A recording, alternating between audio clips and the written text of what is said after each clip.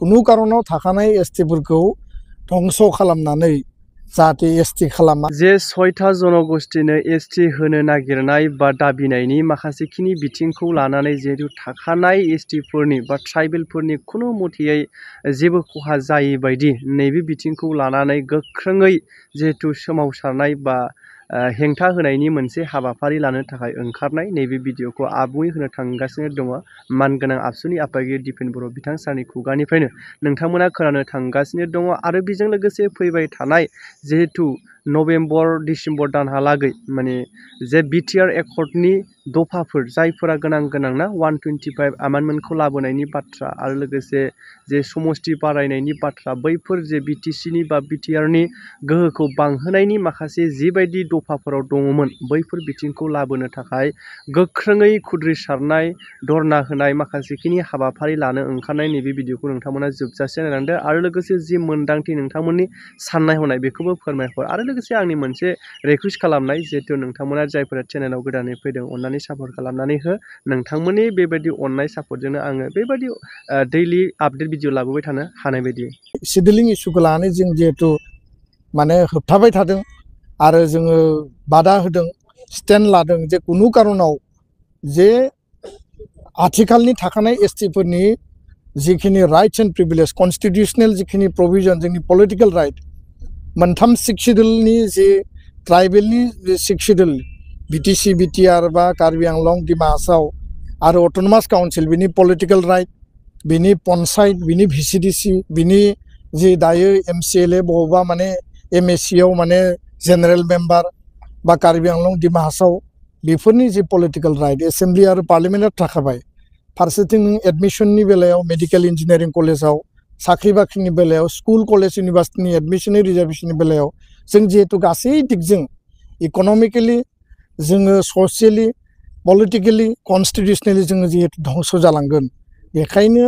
जोङो ज'है एसटिआ इउनाइटेडलि जोङो स्टेन्ड होदों आरो दिनै बेयाव जोङो बर' आफादफोरा बर' हारिनि जानानै जों माबायदि हाबा मावलांगोन माबायदि स्टेन्ड होलांगोन बे खोथाखौ जों गुवार आरो गोथौयै जों सावरायदों आरो फैबाय थानाय 10 नभेम्बराव गुवाहाटीनि खानापारा भेटेनारि साइन्स कलेजनि जि प्लेग्राउन्ड दङ बेयाव 1 लाख माने सिसिट'आनि बानजायनायाव ट्राइबेल संघ एबसु आरो गासै आफादफोरनि मददाव बेयाव मोनसे गेदारिं गणसमाबेश लादों आरो बे हाबाफारिनि गेजेरजों भारत सरकार आरो आसाम सरकारनो मेसेज हरनो नागिरदों जे कुनु कारणाव थाखानाय एसटिफोरखौ धंस खालामनानै जाहाथे एसटि खालामा जायफोरा क्राइटेरिया गैया जायफोरनि गाइडलाइनानो मिलाया जायफोरनि केरेक्टारिस्टिक्सआनो गैलिया बेबायदिखौ पलिटिकेल सार्थनि थाखाय 2026नि एसेम्बलिनि विधानसभानि पलिटिकेल अंकनि थाखाय आसाम सरकारा भारत सरकारखौ जेरैबायदि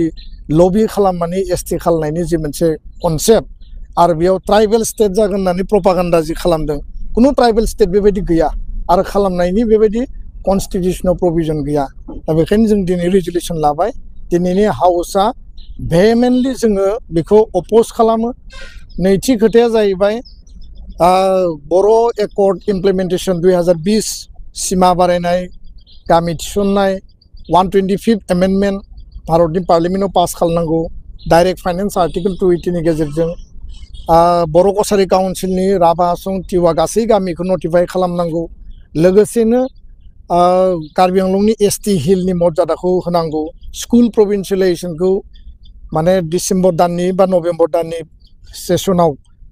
बिल लाबोनानै बेखौ मावफुंनायनि खोथा सरकारा होदोंमोन फारसेथिं हा हु होनांगौ फरेस्ट राइट एक्ट 1500 कोटि थाखानि इनफ्रास्ट्राक्चार डेभेलपमेन्ट मावनांगौ जेलाव थानाय एनडिबि बिथांमोनखौ हगारनायजों लोगोसे केस उइथड्र खालामनांगौ बे गासै एजेन्डाखौ लानानै जों गाबोनो गासै जिल्ला हेडक्वार्टाराव रेलि फर इमप्लिमेन्टेसन अफ बड' एकर्ड 2020 जों लादों आरो 20 आरो 21 तारिखआव गोदान दिल्लीयाव जों कन्स्टिटिउसन क्लाबाव जों सेमिनार लादों 10टा सिक्स शिड्युलनि लिडारफोरखौ जों लिंहरगोन आरो लोगोसे 21 तारिखआव जन्तर मन्तराव धरना लादों बे गासै हाबाफारिफोराव जोंनि माहारियारि आफाद गौथुमफोरनि मदद जोङो हास्थायदों रायजो राजानि मदद हास्थायदों आरो बे जाफुङोब्ला बिटिसि बिटिआर बे सिक्स शिड्युला मोर एम्पावर्ड जागोन बर' कसारि काउन्सिला पलिटिकेलि एम्पावर्ड जागोन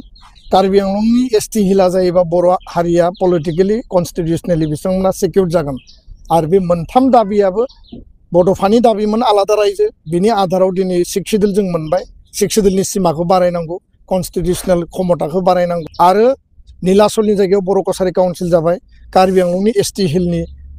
मेटारा दाबो दङ दा बेखायनो बे गासैखौबो लानानै जों खौसे हाबा मावलांनो थाखाय दिनै थांखि लादों जोङो लिगेलि सुप्रिम कर्टआव जुदि फाइट खालामनांगौ जायो बेखौबो मावगोन आसाम सरकार बिटिआर सरकार आथिखालनि बिटिसि सरकार हाग्रामा महिलारि बिथांखौबो जों लोगो हमगोन दिनै जों सावरायदों आरो जाहाथे काउन्सिला बिनि सायावबो स्टेन्ड लायो